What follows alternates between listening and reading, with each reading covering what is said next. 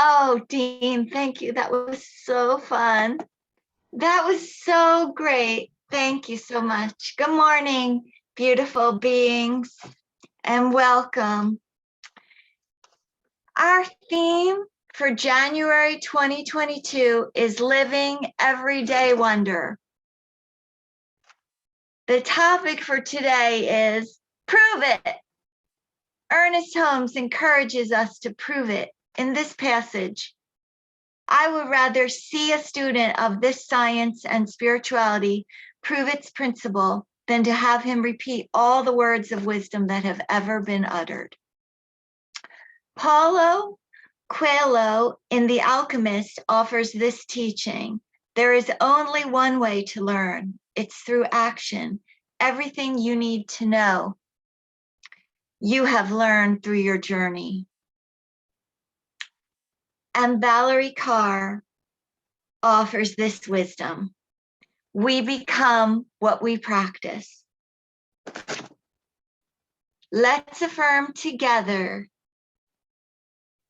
I become what I practice. Thank you. And now I turn this back over to Reverend Kathleen.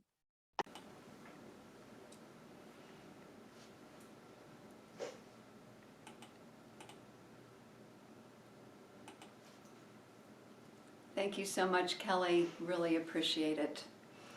So, beautiful setup for what I'm about to talk about.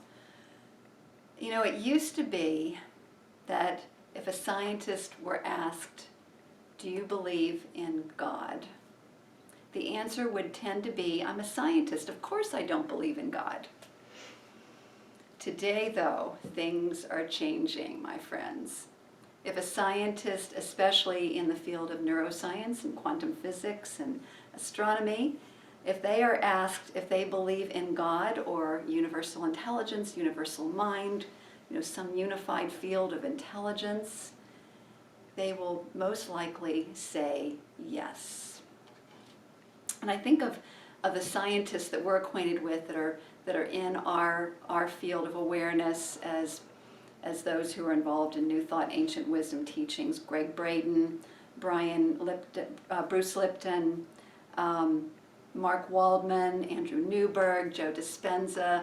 Those are some of the many scientists that are actively involved in the studies of consciousness and the creative nature of thought.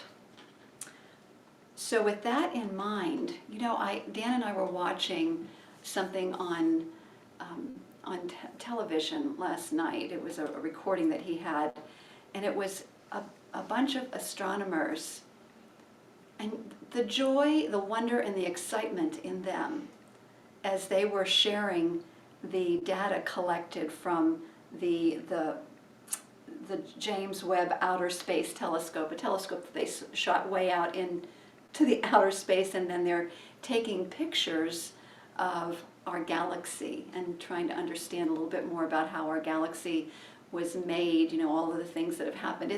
It's so amazing, and you could hear in their voices their excitement, their awe, and their wonder at what they were discovering.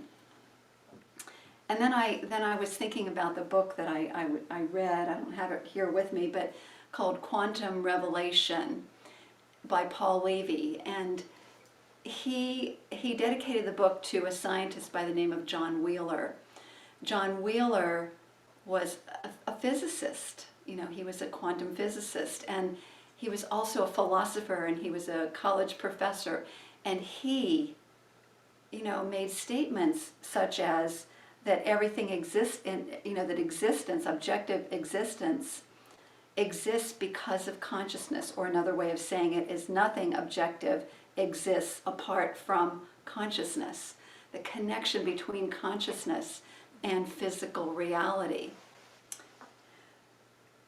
And so, and then the neuroscientists like Mark Waldman and Mark Newberg, who are, and not Mark Newberg, Andrew Newberg, who write an article in the Science of Mind magazine pretty much every month. Their excitement and their new findings that really support the quality of life. So it's just really no wonder that this final intersection between spirituality and science has taken place, and that there is this great awareness now that there really is no difference. It's one infinite universal love, intelligence, presence that we call God. And so everything is involved in it. There's not science over here and spirituality over there. There is, it's one and the same. It's all an interconnect, it's all part of that one whole. So whatever you call it, the brilliant universal intelligence, God, spirit, divinity, universal mind, unified field of all possibilities, my friends, we live in Wonderland, for sure.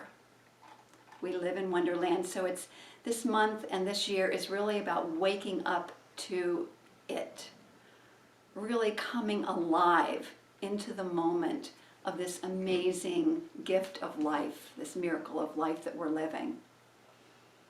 So the topic, the three things I'm going to be talking about today are science, hypothesis, and prove it. I know, yeah, right?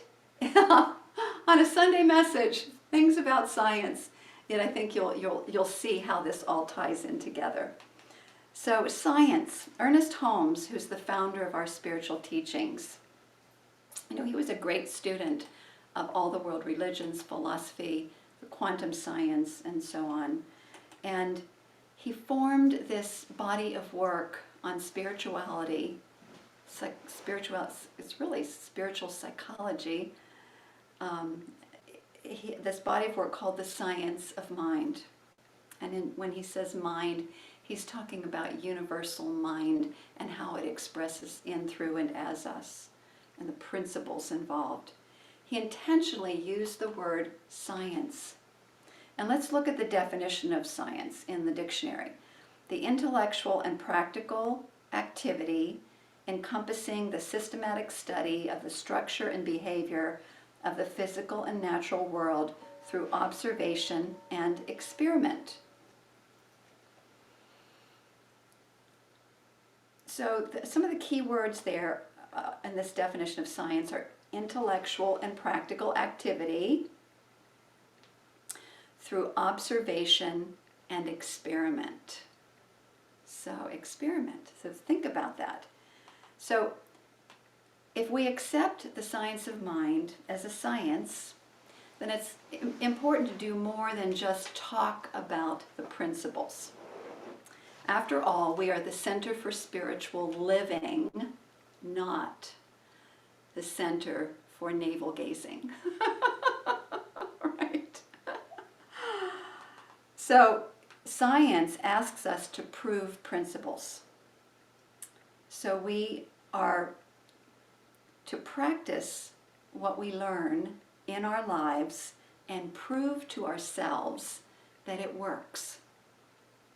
Otherwise, we're engaging in spiritual immaturity, spiritual bypass, or even, you could even call it spiritual malpractice. If we just say this, we do this, talk about the principles, but don't actually put them into practice.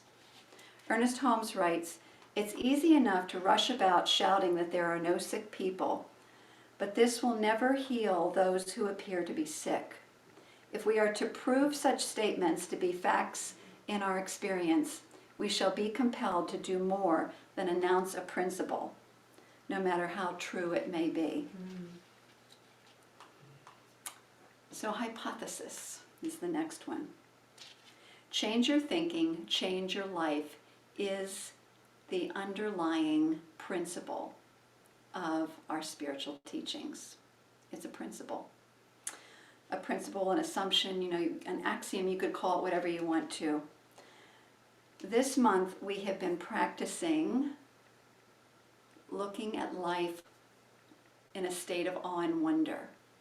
It's a spiritual practice and also curiosity in our daily lives, and exploring the value of asking powerful questions that get us thinking on a deeper level and accessing universal intelligence within us. We have already seen that simply stating spiritual principle doesn't change our experience, so suddenly I have the question, so what does it really mean, change your thinking? What does that really mean?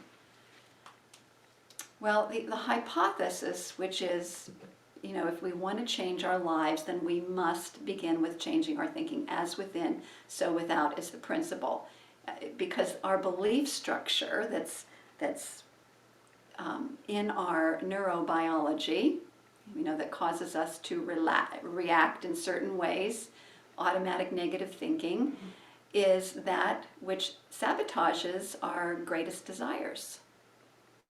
So we then use our conscious thought to step by step by step unravel all of those beliefs and begin to lay down new neural pathways. And we have a beautiful way of doing that through a method of spiritual practice known as spiritual mind treatment. It's affirmative prayer. And that's exactly what it does. It lays down, it rewires, helps us to rewire our neurobiology and line ourselves up with spiritual truth, with higher truth, with that which helps us to lead a more optimistic and productive life. So let me give you an example of how this might work, okay? And I'm going to start it off the same way we do when we teach how to do spiritual mind treatment. We first of all look at what is the condition. We identify the condition that we want to change. And so let's say the condition is someone cuts you off in traffic and your tendency is to yell, beep, and tailgate, right? Let's say that's the condition. And it's not serving you because the last time the other driver got pretty intimidating and it got pretty scary. And also, it's not what you want to be all about. So that's an example of an automatic thought pattern that's in the neurobiology reacting to something that happens in our lives. But we know that behind all of that is a belief, because not everybody reacts the same, right? So there's a belief structure that might be in one person and not the other person. So how do we shift our own into alignment with something that is more, it comes from a place of wisdom and compassion? Well, after we identify the condition, then we come up with a hypothesis or a purpose statement that informs our spiritual mind treatment. So, the question is what, when I change my belief, I will act with, it's the understanding that when I change my belief, I will act with wisdom the next time I get cut off. So the false belief is what is known in this day and age as othering, seeing the other driver as separate, as the enemy, and as against me, right? It's a consciousness of separation. The new belief then could be something like this, that all people are fellow travelers of the one spirit, individualized. And so this situation, somebody cutting me off in traffic, is a great opportunity for me to dismantle the belief in separation and really come into the understanding of oneness, of the, everybody is my brother and sister, even when they behave in a way that's not the most wise way. So we have an opportunity then to remember the truth. And then when we actually practice spiritual mind treatment, and there are 5 steps to it, we begin by knowing the ultimate truth of reality, that there is only one source, one life, one power, one unified field of infinite possibilities and infinite potentiality that is the presence of ever-givingness, of love, of peace, of joy, of intelligence and wisdom. And that I am that life. I'm an extension of that life, individualized. And the quantum physicists are proving this. That our consciousness gives rise to our experience of reality. It actually gives rise to the whole thing itself. We're all co-creating it together. So,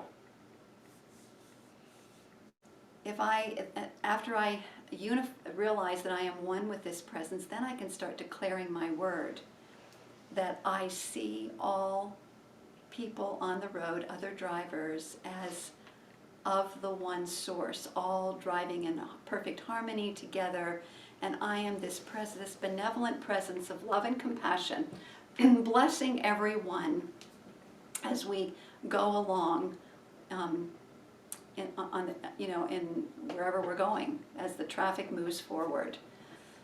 I am that beneficial presence, and then I get that. So that's called the realization, where we state our new reality, and then I release I give thanks for the demonstration of this word, the fulfillment of this word, and my new state of consciousness as I drive, and I release this word into the universal law of mind, and so it is. Amen.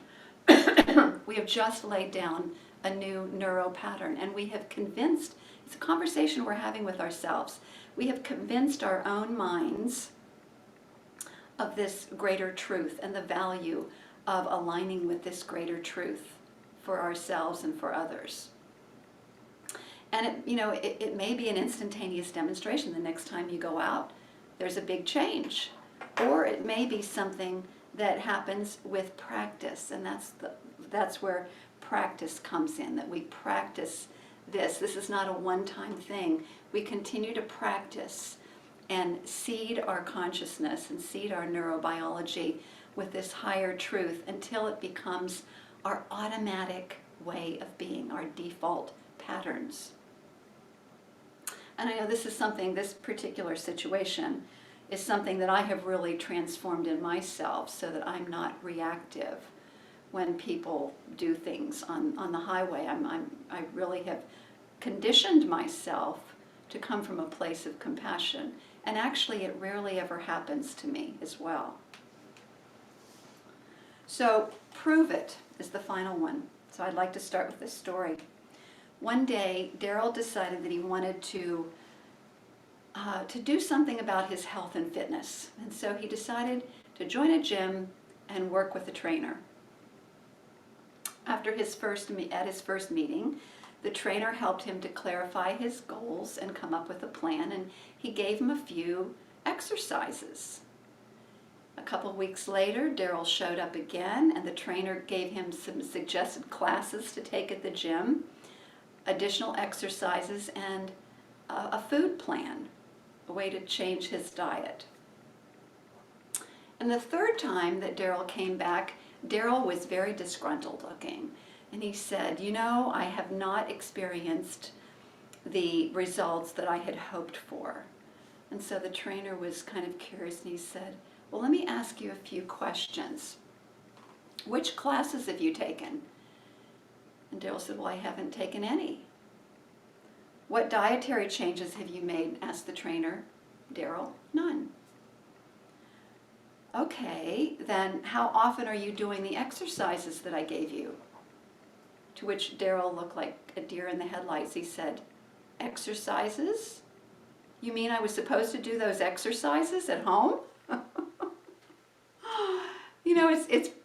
We can laugh and it's pretty funny, but how many of us have learned something new, and I'm putting myself in that category as well at times, and then didn't apply what we learned?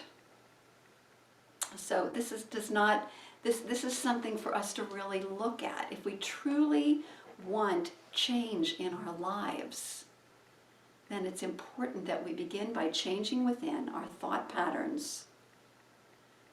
And those thought patterns then will inform the new beliefs, the new neurobiology will inform our words, our emotions, and our actions.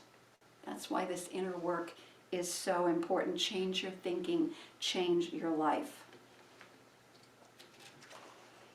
Ben Franklin once said, tell me and I forget, teach me and I may remember, involve me and I learn. Well, this is great. This is kind of the part that the This is the teacher's part, right? But the student has an equal, if not more important part, and that is to practice and prove it. Practice in order to prove that the principles that are being taught actually work in their own lives. So the same is true of science of mind. We must practice it and prove it. And now comes the fun part. We get to prove it in the laboratory of our own lives. That's what's so fun and cool about it. So here's an example. What if we decide we want to experiment with changing our thoughts, beliefs, and behaviors around abundance? In the book of Malachi, a very powerful principle is being taught. Bring the whole tithe into the storehouse, that there may be food in my house. Test or prove is another interpretation. Prove me in this and see if I will not throw open the floodgates of heaven and pour out so much blessing that there is not room enough to store it. Now this is a beautiful, poetic way of teaching a principle. The principle of tithing, 10%, which means you get to keep 90%, right? It's actually pretty powerful when you think of it that way.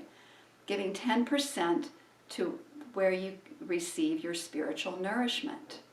Now for many of you that could be our center. And so the thing is here's the other thing. It's not only the principle of tithing, it's also the law of circulation and the law of giving and receiving. And so then the thing is to test it out. Give 10% over a period of time. This is not just a one-time thing, over a period of time.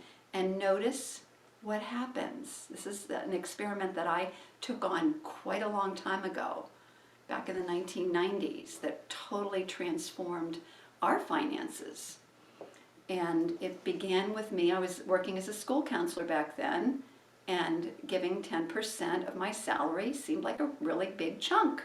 And, but it was amazing what it did in terms of my own consciousness, my sense of abundance, my sense of generosity, and my sense of being open and receptive to new ideas and other kinds of things that really have enhanced my life. Author Edwene Gaines in the 4 Spiritual Laws of Prosperity writes about her experiment with the practice of tithing. She tithed her last dollar, and then it opened the floodgates to abundance, changing her life forever. And those of you who know her know that she is one of the most renowned prosperity teachers on the planet. And she started in a state of poverty initially. And tithing is actually one of many different practices, but it was the key one that helped her to make that leap and begin to be able to receive the flow of good that was coming in her direction. So practice and prove it. Okay, so I'd like to end with just thinking about one of the programs, the 12-step program, AA, Al-Anon, and how it transforms people's lives if they do the steps, if they actually engage in the steps, the 12 steps. And then they can prove it by having a greater sense of life and living and an ability to rise above their addiction. They practice, they prove it, and it transforms their lives. The same is true for science of mind. And I have personally experienced it myself and personally witnessed it in many, many people. I've been involved in this teaching since 1990. I've seen lives transformed and changed throughout the years. And it's the people who practice it and prove it that get the results. And then also remember the power of gratitude when you actually do prove it and you have that change in your life. Remember that gratitude, the spiritual practice of gratitude for all that's been received, will allow you to receive more. It actually expands your aura, is my understanding. Gratitude expands your aura and opens you to receive more. So over the course of the next 11 months, we will have many opportunities to practice spiritual principles and prove them in all different areas of our lives. Practical spiritual tools will be offered to you, and a greater understanding of spiritual principles. And our overall, though, great experiment of the year is to approach life. It's the practice of approaching life with awe and wonder. And then noticing, what does that do in my life? Because when we approach life with awe and wonder, we raise our vibration and we also become more receptive to the greater good that is available to us. So my friends, just imagine the possibilities and come and hang out with us every Sunday. Come and hang out with us by taking a class, by working with a practitioner. There are many ways that we can support you in learning these principles, but then ultimately, my friends, it's up to you to practice and prove it. And so it is. Amen. So it is. Okay, I'd like to turn it back over to Dean. Thank you so much, Reverend Kathleen. I love how you brought in that the 5 steps of prayer, in addition to be a great way to train us how to pray, are there and essentially to align us up. And when I prove the principles, when I'm in the midst of that experience, there's always a shift. And so being here and participating in this community brings a sense of different feeling in me. And it brings me a sense of calm. I feel a strange sense of peace deep in my soul. I have a knowing that I have never known. A calm has come over me. A calm has come over me. Confusion may be all around, and the rushing winds, they may surround me, yet I feel like the eye of a hurricane, and I'm using that storm force to ground me when all else fails, like a ship that has cast its sails. I am harnessing the wind to get me home again, riding it above the sea, stealing its velocity, using it to carry me.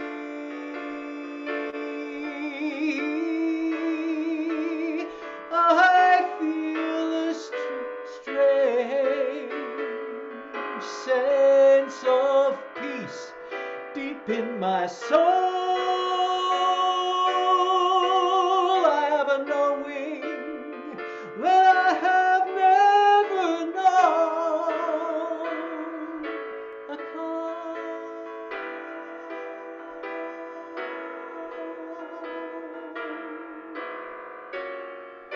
calm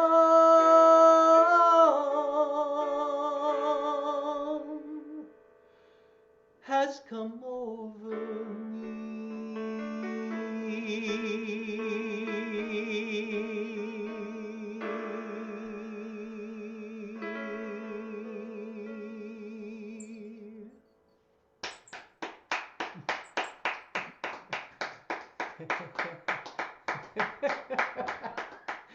You got to bring your family with you wherever you go because they always applaud. Thank you, thank you, thank you, and thank you, my family here. Thank you for that sense of calm, Reverend Kathleen, and for leading us in this particular direction. And thank you to Jen, who is coming up here next. Take it away, Jen. Thank you, Dean. That was so beautiful.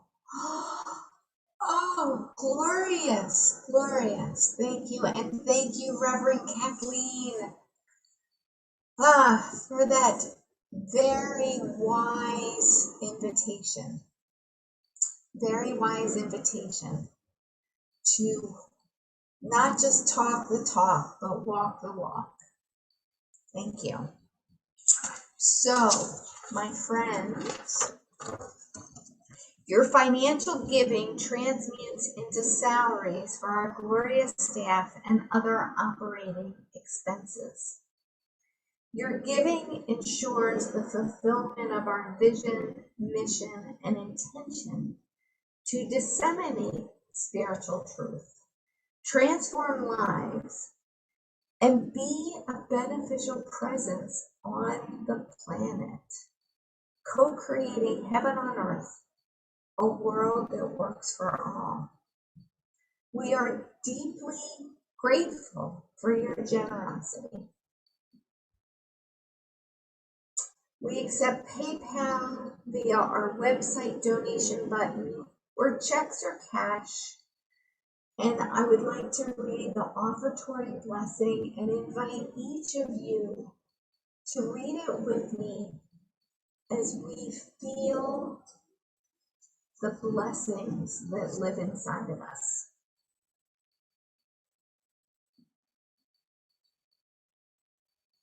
And Dan, I'm waiting. Oh, here we go.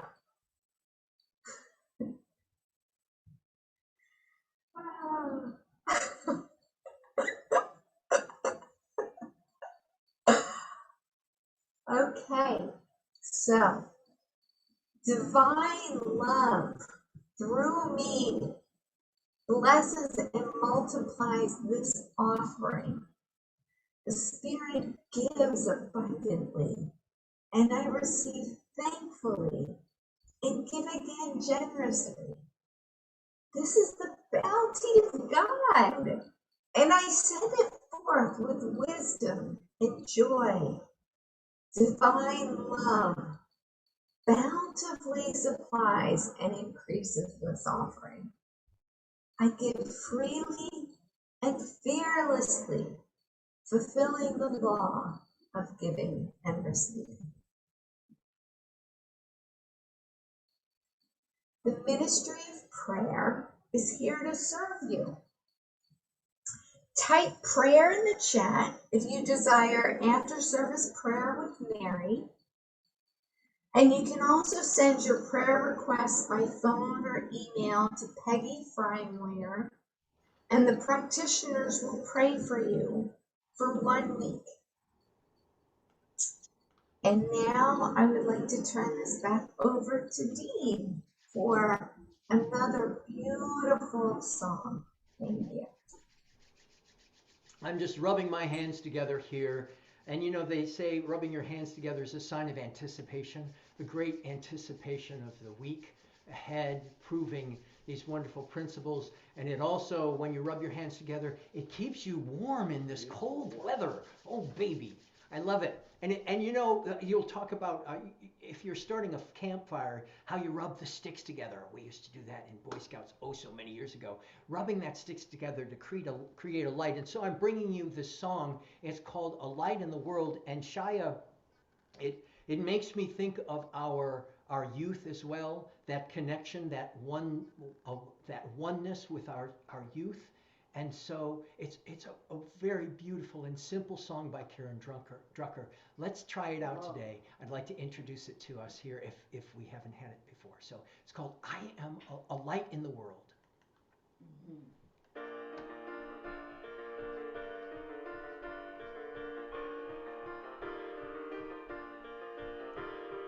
I am a light, I am a light, I am a light in this world. I am a light, I am a light, I am a light in this world. And I shine, and I shine, and I shine so bright. And I shine, and I shine, and I shine so bright. You are a light, you are a light, you are a light in this world. You are a light, you are a light, you are a light in this world. And you shine, and you shine, and you shine so bright. And you shine, and you shine, and you shine so bright. We are a light, we are a light, we are a light in this world.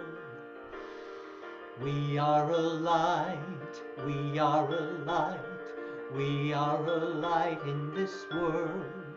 And we shine, and we shine, and we shine so bright. And we shine, and we shine, and we shine so bright. Blessings to all. Have a bright, shiny week. Thank you, Dean. Michelle and I were talking about how we love those songs that are easy like that kind of stick with us throughout the whole week. So I know that one will be going through my mind and creating new neural pathways. So thank you, Dean. So I'd like to just end with, before I do our closing prayer, I would just like to personally thank Tom Clark, who has been our board president for, and I have to go back and look, it's been 4 or 5 years. And Tom just recently gave his notification that he would like to pass the baton onto a new president by the time of our annual gathering, which is on March 13th, so mark your calendars. And,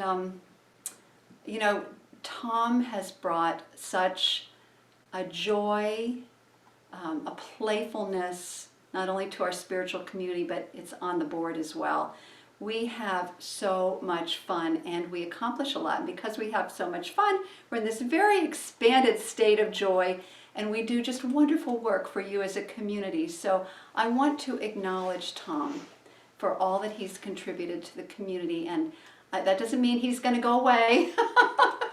It just means he's going to be he's going to be letting go of that and offering the opportunity to someone else. So Tom, I can see you on the screen now. Namaste. So grateful for you.